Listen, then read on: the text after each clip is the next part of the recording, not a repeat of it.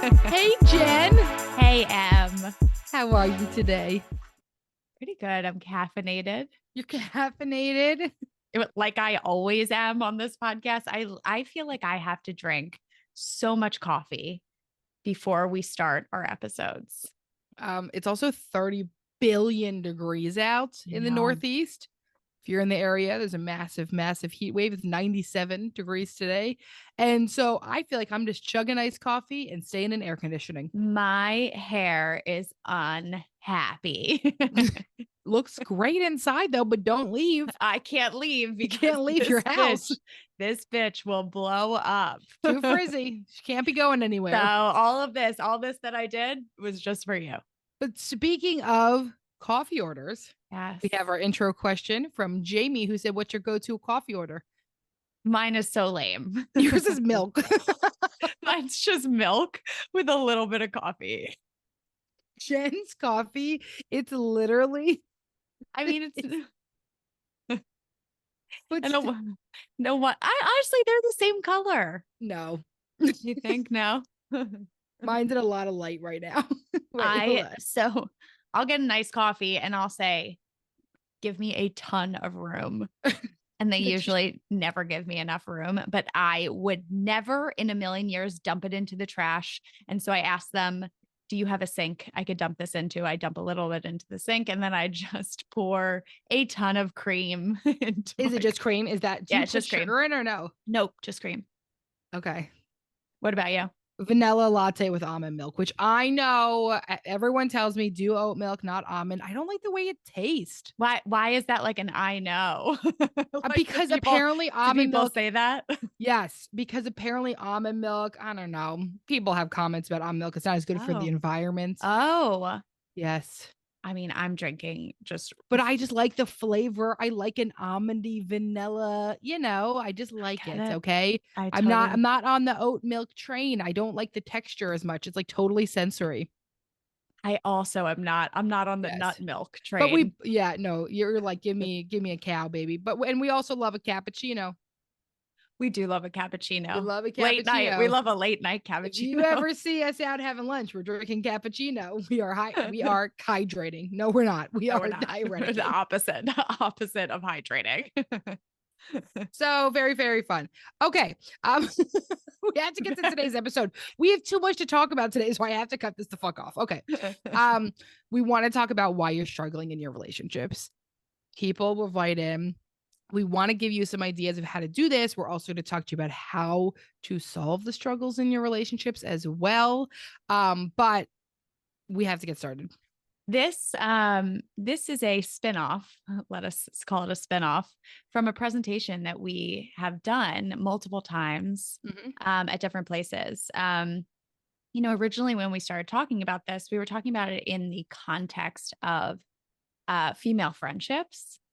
And, I think when we gave this presentation, it was really, really helpful in a lot of ways. People were crying, they were connecting with each other. And, as every time we have an episode on friendships and friendship breakups, we get a lot of commentary about like how helpful it was that so many people have experienced friendship breakups and they didn't feel like there was anywhere to talk about it or to understand it because there is so much more out there about romantic relationships than there are friendships. And what we know is that our ability to connect with other people spans across all different types of relationships. And so we're going to touch on this when we talk about friendships. We're going to talk about it in the context of friendships. I mean, it's also going to connect to other relationships for you.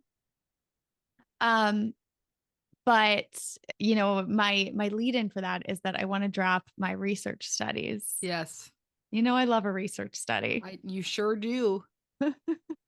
So my first research study is women with strong female friendships are less likely to develop physical impairments as they age, and they are generally more satisfied with their lives. Study number 2, according to a study by Harvard researchers published in Nurses Health Study, strong social ties, including female friendships, can contribute to a longer, more fulfilling life. They may even contribute to reducing the risk of mental health problems such as depression and anxiety. Number 3, studies suggest that during times of stress, women are more likely to seek out social support, often from other women, which can produce a tend and befriend rather than a fight or flight response, potentially contributing to better stress management and mental health. I love that one, tend and befriend. And number 4, a study by the American Psychological Association found that women who valued their female friendships had fewer health problems and higher levels of happiness as they aged. I mean, I believe it. Yeah, no, I believe all this, right? And I think that we started this conversation because so many people asked us about our relationship, right? The amount of people that say to us, like, well, how do you guys run a business together and how do you have a friendship and what's like when you fight? Because one, in general, women are uncomfortable with fighting and conflict. And sometimes we get stuck on, I think especially when you have life stages as you get older, it feels like you like fall away from these friends. So we're gonna talk a little bit also as well about like how we've sort of created and cultivated our friendship, because we weren't always this we have always been close, but we were not as always connected as we are now. 100%. Right.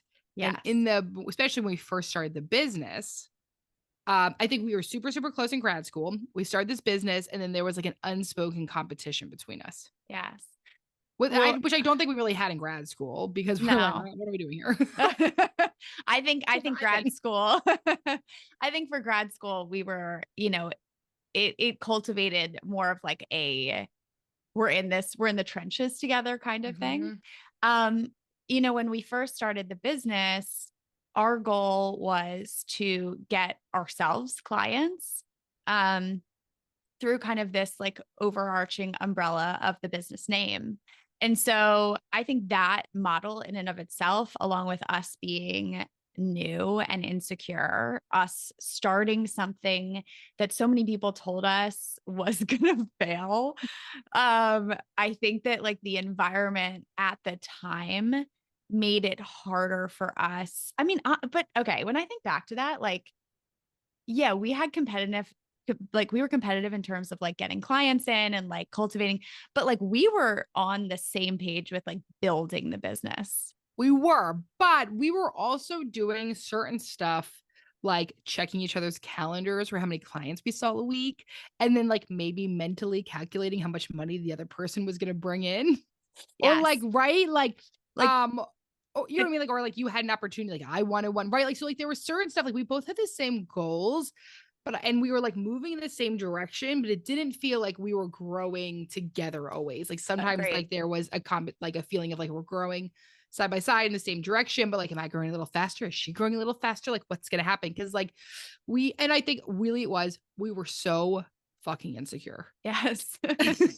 Well, I also think when you get out of, I think in any transition, like especially the transition from being in, whether it's undergrad, getting into like the workforce, or grad school, going into the workforce, like those kind of transitions, I think bring up your insecurities the most, because and when you're feeling insecure, I think it's easy to start comparing yourself to other people. And like the people in our direct environment was each other. And so I think like comparing ourselves to see like, well, where do I land? Like, how am I doing? What does this look like?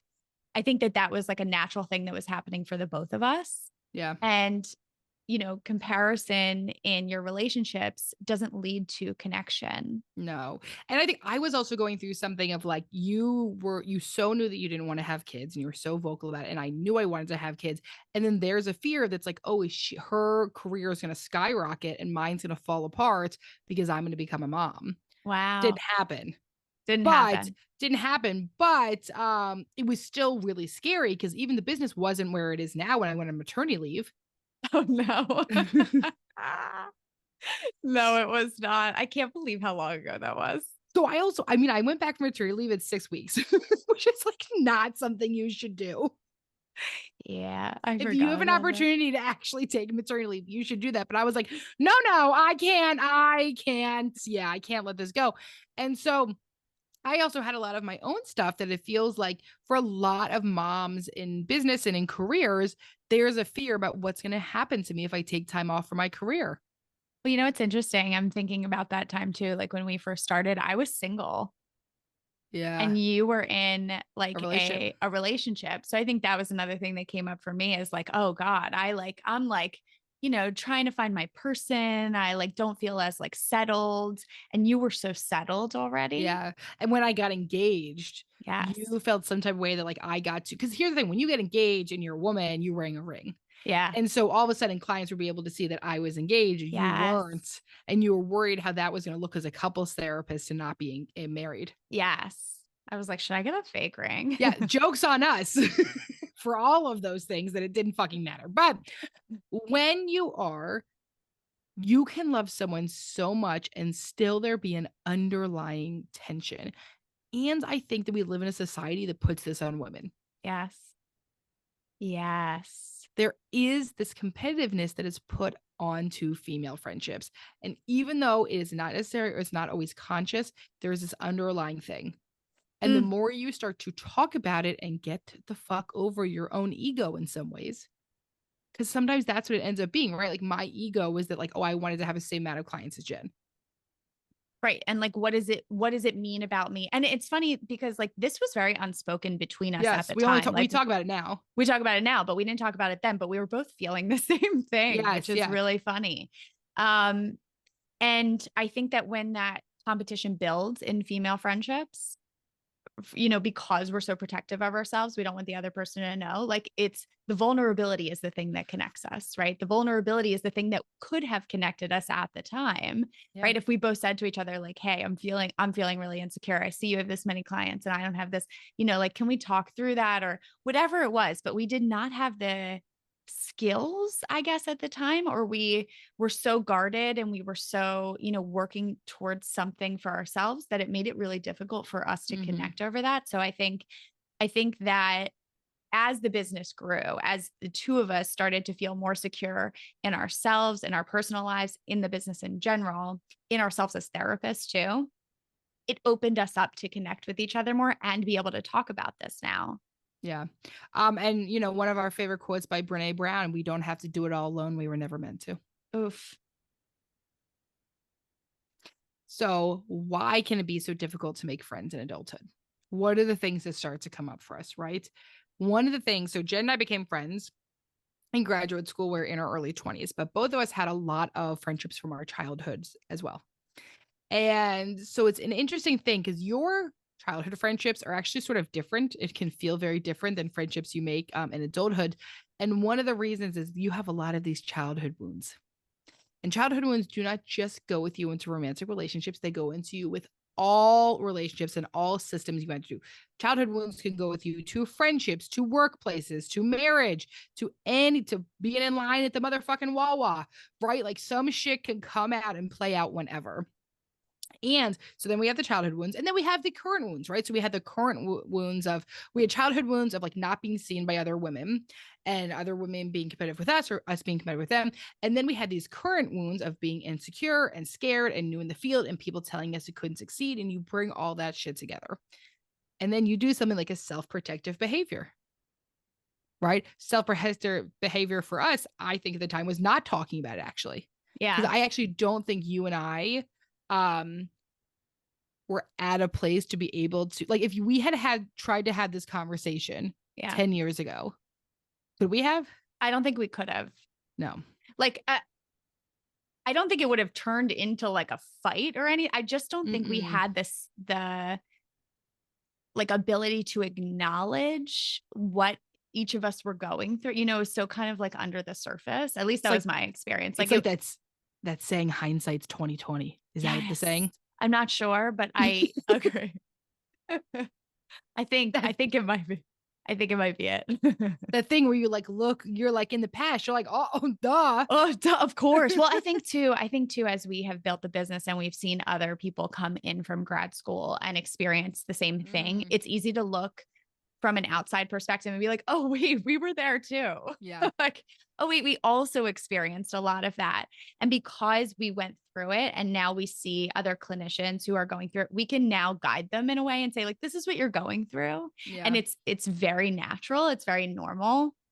But even And if someone tells you it, you can't hear it the same way. yeah, but no one was telling, like, we were on No, an island. no one. Oh, no one was telling us anything. We were on an island by ourselves. So I think that was another piece of it, is that, like, and that's why I think we have tried to take our experiences and kind of infuse them into the practice so that, like, our clinicians can almost learn from, like, what our experience, what maybe we've done well, and also maybe what we've done not so well. Yeah. I would also say there is, oh man, I wish I still had the research on this, but there was research that came out basically how, like, there is, like, this field specifically, there is such a lack of mentors. And early on in our careers, I do not feel that we had mentors. Agreed. I feel like we've gotten mentors now. I think we have a wonderful group of other clinicians we're really great friends with, and other group practice owners we're friends with. I found an amazing supervisor after I was licensed, though, that I found the best supervisor I've ever had. But I didn't really feel like we had any mentors to look up to. No, agreed. And that probably could have helped a little bit. Well, and I think that's what's important, right? No one was telling us, like, hey, this is normal. Like, hey, this is what you're going through. It's, okay for you to feel it, like, and this is going to change over time.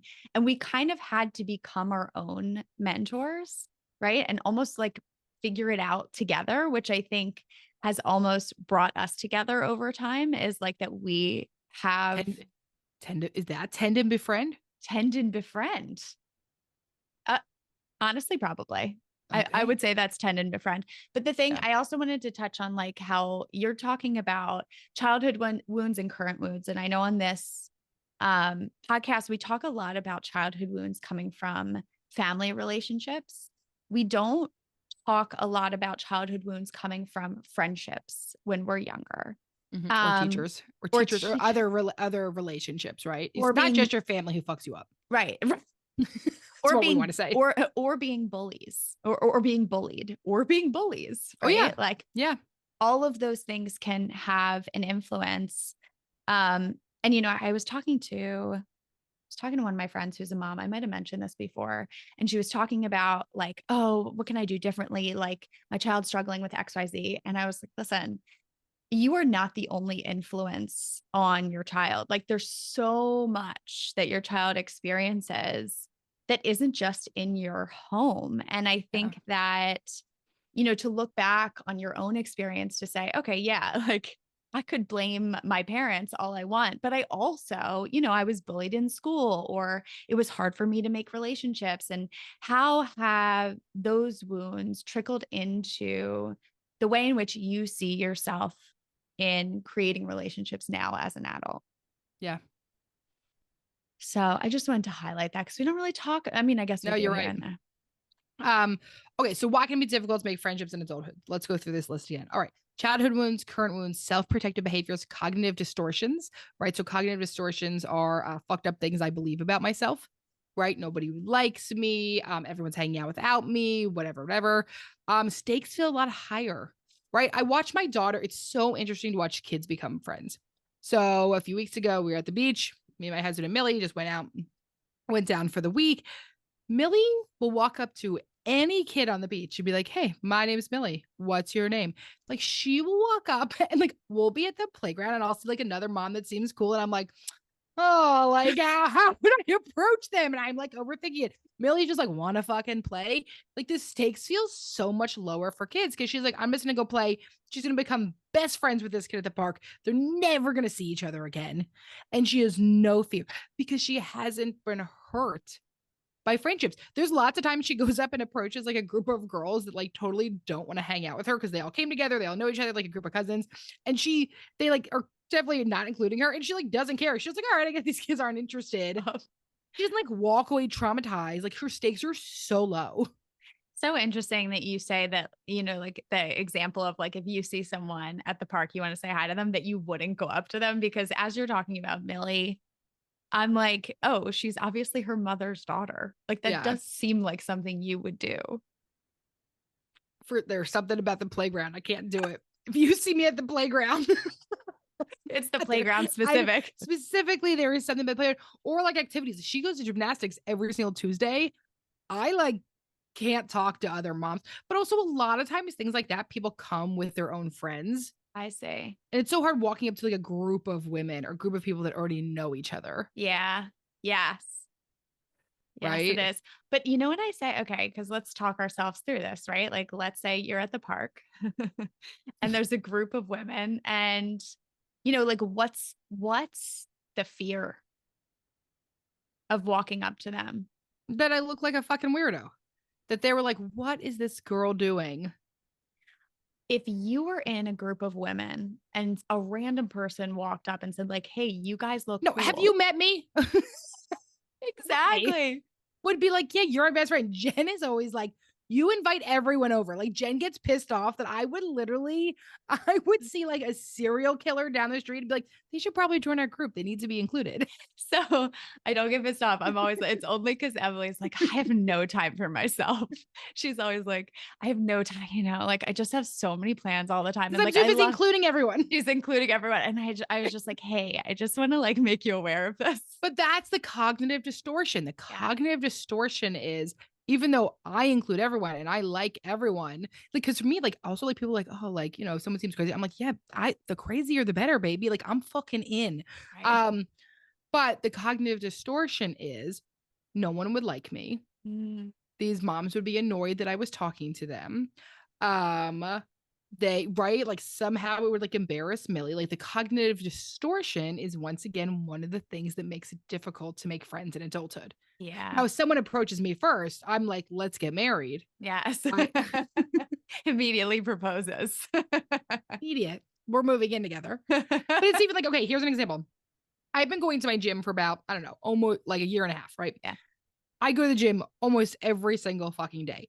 Now, during the school year, I go to this 8:30 class and I have a ton of friends there and I have lots of groups. In the summer, Millie's drop-off time is different, so I have to go to 7 a.m. I have been struggling so much to get to the 7 a.m. class because I don't like know anyone there. And like, I feel like I just annoy people. Wow.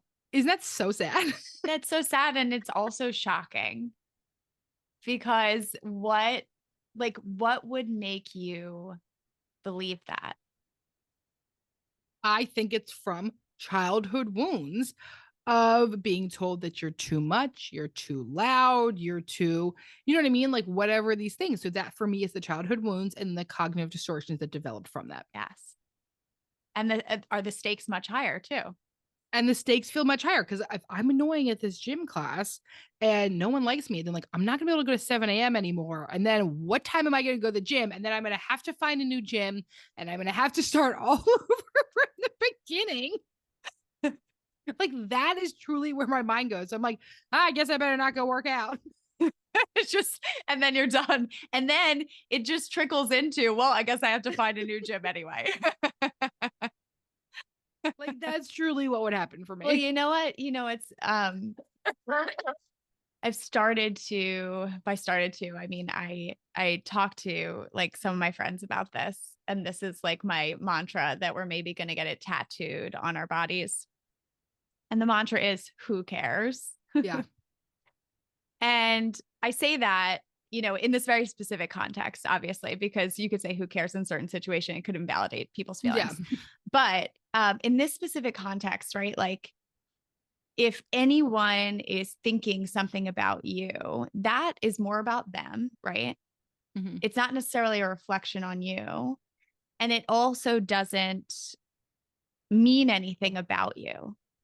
Yeah. But sometimes some people just want to go to the gym and not talk to anyone. You. So if some bubbly ass girl rolled in, you barely got yourself out of bed there, and I'm trying to talk to you the whole time, like still about me. Fascinating. It's still about me because and you're right. I go to the gym. Actually today I was very talkative. I don't know what was going on. I don't know who I am. But I want to go to the gym, right? Like it's my time. I am shut down so that I can get through a workout that I fucking hate. Mm-hmm. And so, but if someone's talking to me and I'm in that mood and I'm not responsive, which like I honestly, if someone came up to me in that mood, it'd probably get me in that mood to like Yeah. be talkative. But if I wasn't and I was shut down and it was still about me, Yeah. right? That is still something that it's because I'm shut down and like that's my stuff. And I know that about myself because we talk about, the self-awareness, but if anyone were to react or that's about them, right? Like they're not interested in connecting, not because you're doing something wrong, or it's because that's not the environment for them that they want to talk to anyone. Yeah. So when you see this idea of like why you struggle in your relationships, it's the story we tell ourselves. Yes, exactly. The story to ourselves, the story the other person's telling themselves, and then we have all this unconscious bullshit energy in between the two. Where the point where we're talking about why it can be difficult to make friends in adulthood, where the stakes are much higher. A place for me is like meeting neighbors. Neighbors feel scary because Neighbors feel scary to me. The stakes do feel high in neighbors. I can stakes totally feel- find a new gym. You cannot move. The interest rates are way too high. You cannot afford to move. That is like we have these, we have neighbors that like I want to connect with and like they seem so cool, but it's so scary to like get closer to them because what if something happens, right? Like you can't move. Yeah. I don't know what would happen, but it's just that stakes feel real high with neighbors. I'm just going to throw that out there. Okay. Some more challenges, some more difficulties in making friends in adulthood. There's more opportunity to feel isolated. I think that piece is really important because, when you're a child, you are in very specific environments to be around people all the time. In adulthood, there's less of that space to be around people, to connect with people. So there's just more opportunity to feel isolated. It feels like it takes extra work to meet people and find people that you really connect with. Also the fear of not being good enough. I think that meeting new people really brings that up for us. Being set in your ways. I feel that very much. And just as I said, fewer social venues or opportunities to meet new people. I will say the difference of, especially like in terms of motherhood. I mean, also keep in mind, I had a kid, I had a 1-year-old during the pandemic, but like the beginning of motherhood there, like, so for us, Millie was born in February. I was very anxious about her getting sick. It was like a horrible flu season. And by the time I would have started taking her to like Mommy and Me or some bullshit at 1, the fucking pandemic happened. You couldn't go anywhere. Wow. And so when we talk about the idea of like fewer social venues and opportunities, the amount of friends I have made since Millie went to school is wild. Because simply I'm just around these people and I see them at drop off every day, right? Like, so something very, very casual of just repeatedly seeing someone. So let's say you have a job that's work from home. And let's say that you have a routine that you always do, right? And you're just genuinely running into people less. You are going to have to make so much more intentional efforts to make relationships. Yes. They're not just, for me, like I'm just running into people because of this drop-off system, because I'm walking around Westchester all the time. There is such an ease that I have that not everyone would have when you have a different routine, especially when you work from home. And if you're child free, that's another thing because, especially as you get older. As you get older, right? That is how people are meeting new people. You're going to see them at your kids' events. You're going to connect with them. And it's like you're just put in the same environment over and over and over again. So if you are someone who's child free and you're feeling isolated, it does take effort to put yourself out there, say, well, how can I be included in like these smaller environments so that I have the opportunity to meet new people? So, and people that I really connect with. I mean, it's wild. I mean, we have had such an influx of therapists in their own private practices applying to work at our group this year. Yeah. And when we ask people, why are you have your own practice? Why do you want to join a group? And it's the same thing over and over again. 1, I hate the admin bullshit. But 2, I'm fucking lonely, right? I'm lonely. I'm isolated. And this is not a type of job that works well with. Yeah. It's easy to feel isolated as a therapist. Yes. You know, if you're not in well, group when you're in practice. when you're in private practice or something. When you're in private practice. Absolutely. Okay. The next part is, you know, that I think is, you know, we wanted to dive into is really nurturing the relationships that you have had and why that's difficult because, and we talk about this a lot, right? As you get older, it's easy to, you know, grow apart from different friendship. People are in different life stages. They're doing different things that require their time and effort. And so the relationship that you were once able to have because you were in the same environment, whether it be college, whether it be school, whatever it is, growing up, is less available to you. So it takes extra effort in order to maintain those relationships. So here are some reasons why it might be difficult to nurture old relationships in adulthood, also childhood wounds, also current wounds.